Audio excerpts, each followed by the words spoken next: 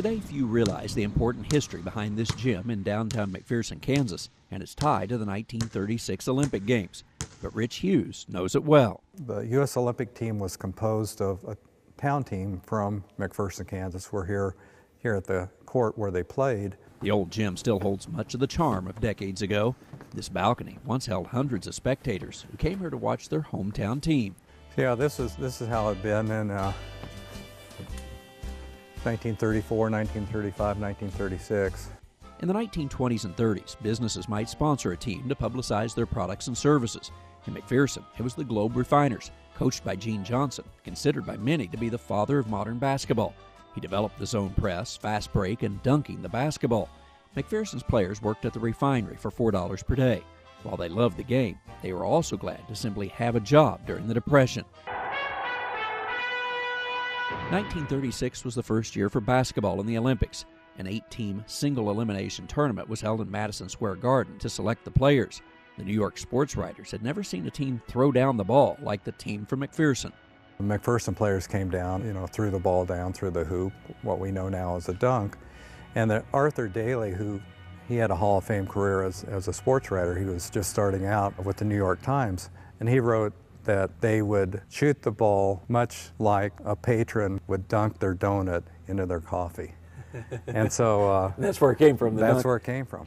All but one player on the 1936 Olympic team was from the two finalists in New York, the McPherson Refiners and the Universal Studios team. This is pictured on the SS Manhattan on the way over.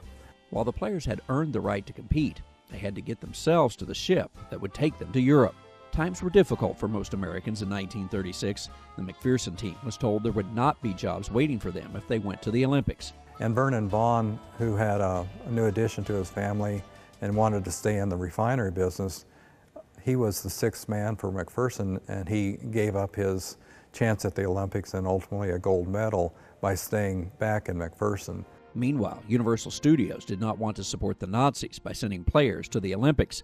Their players also lost their jobs for sailing to Berlin, but they later found work at Fox Studios.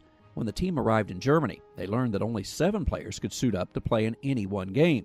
So the McPherson players and those from Universal Studios remained as a unit and simply alternated playing each game. The basketball organizers in Germany also had different ideas on how the game should be played. If a player was substituted, they could not return. The games were played outdoors on a clay tennis court. Wind affected shots, and even worse was the weather for the final game.